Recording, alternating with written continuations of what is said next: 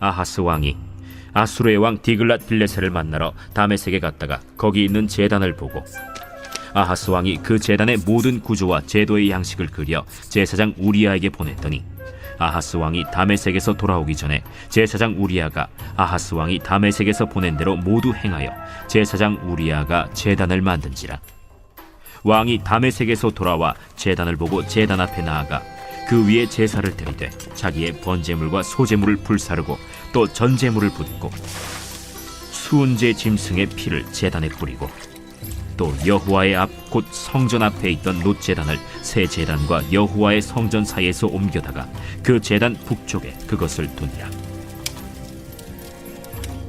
아하스 왕이 제사장 우리야에게 명령하여 이르되 아침 번제물과 저녁 소제물과 왕의 번제물과 그 소제물과 모든 국민의 번제물과 그 소제물과 전제물을 다 이 큰 제단 위에 불사르고 또 번제물의 피와 다른 제물의 피를 다 그 위에 뿌리라. 오직 놋제단은 내가 주께 여쭐 일에만 쓰게 하라. 제사장 우리야가 아하스 왕의 모든 명령대로 행하였더라.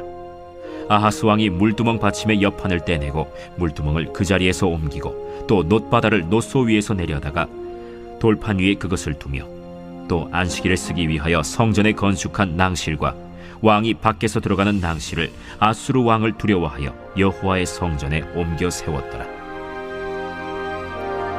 아하스가 행한 그 남은 사적은 유다 왕 역대 지략에 기록되지 아니하였느냐.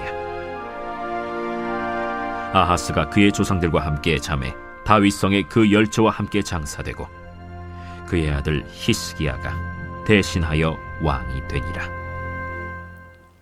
Everyday is Sunday. 우리의 매일을 썬데이로 세팅하라. 단테의 신곡에는 탐욕보다 더 큰 죄는 폭력이다. 폭력보다 더 큰 죄는 기만이다. 기만보다 더 큰 죄는 배신이다. 라는 글이 있습니다. 그래서인지 단테의 신곡에 등장하는 지옥에서 가장 아래층인 9층에는 배신자의 지옥이 있습니다. 배신이 가장 큰 죄라는 것이죠. 그곳에는 루시퍼와 함께 배신자들이 머물고 있는데요. 배신자들은 그곳에서 영원히 차가운 얼음 속에서 신음해야 합니다. 그만큼 이 배신은 켜켜이 묻은 모든 슬픔과 아픔 중에서도 가장 지독하고 허탈하고 뼈아픈 진통을 겪게 한다는 의미가 아닐까 하는 생각이 듭니다. 오늘 본문에 등장하는 유다왕 아하스는 그 누구보다 강대국 아수르를 의지하며 그에게 잘 보이려 수단과 방법을 가리지 않았습니다. 그는 아수르의 손을 잡기 위해 아무렇지 않게 하나님의 손을 놓아버리는 배신을 일삼지만 그토록 붙잡았던 아수르로부터 배신을 면치 못하는데요. 함께 말씀을 살펴보겠습니다.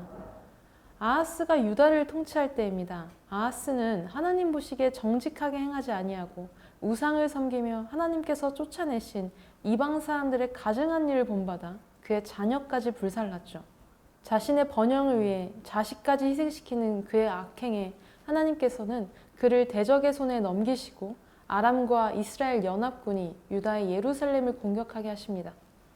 그 결과 많은 사람들이 사로잡혀 다메섹으로 끌려갔습니다.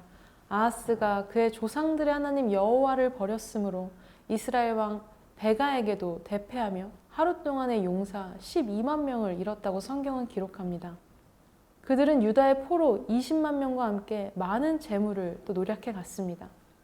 이에 다급해진 아하스는 강대국 아수르 왕 디글랏 빌레셋에게 왕궁과 성전 곳간에 있는 은금을 주며 도움을 요청합니다. 나는 당신의 신복이고 당신의 아들이라 말하며 그에게 머리를 조아리죠. 아하스의 조공을 받은 아수르 왕은 아람의 수도인 다메섹을 쳐서 점령하고 아람 왕 르신을 죽이므로 아하스는 간신히 위험에서 벗어나게 됩니다. 이에 아하스는 아수르 왕을 찾아갑니다.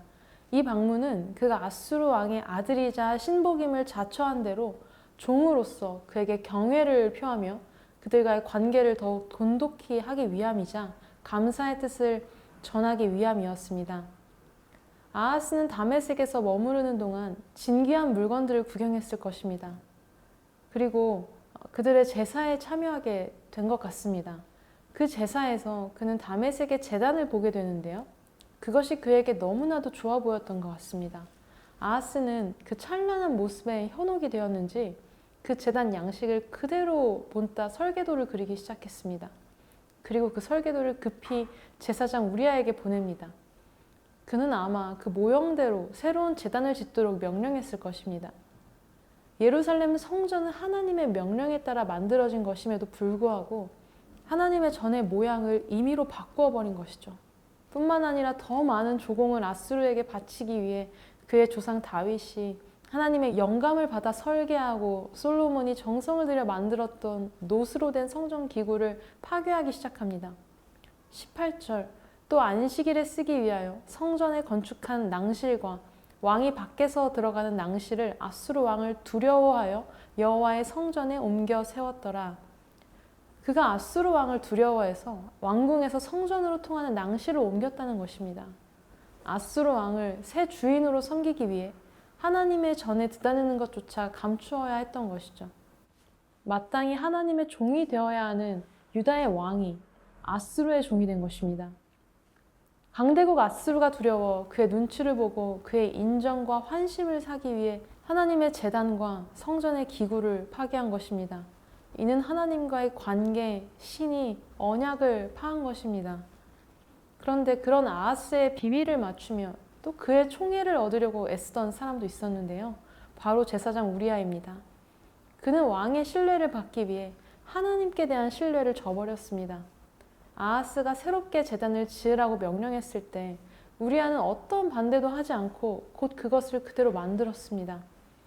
왕의 망령된 명령을 목숨을 걸고 막아야 할 제사장이 그 악한 요구에 추종하고 동조하는 것이죠.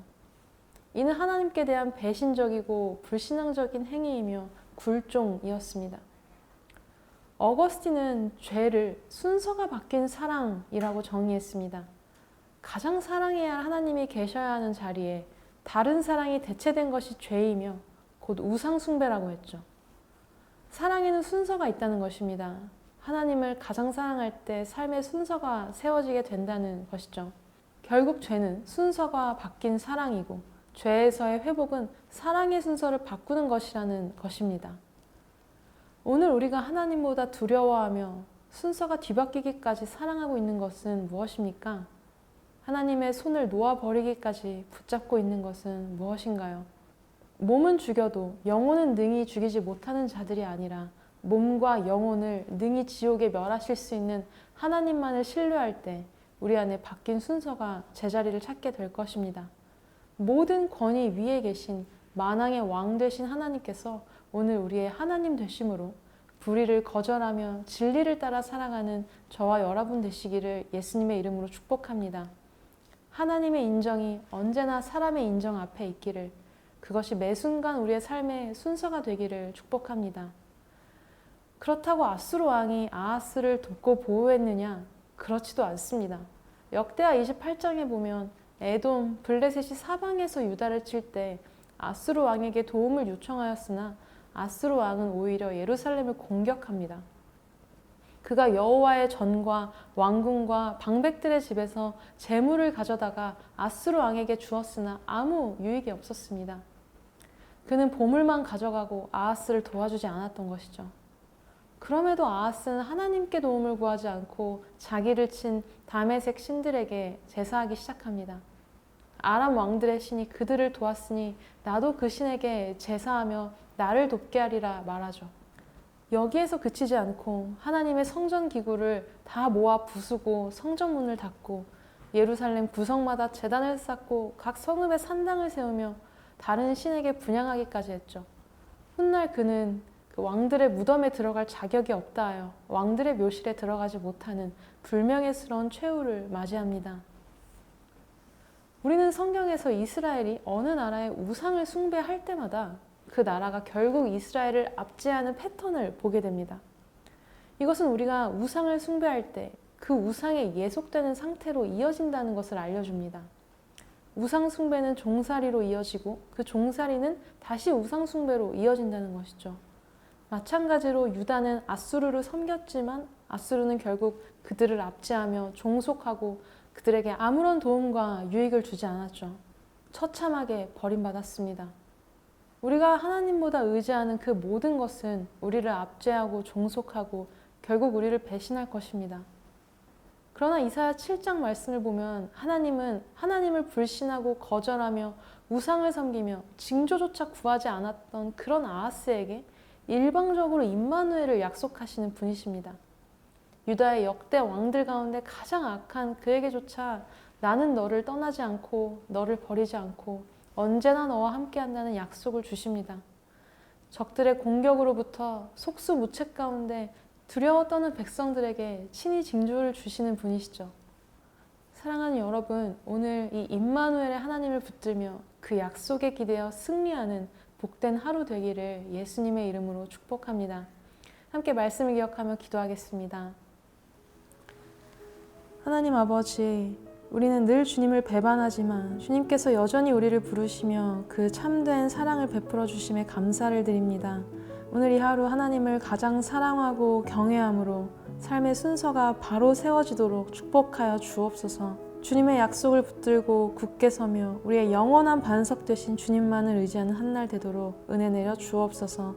예수님의 이름으로 기도합니다. 아멘.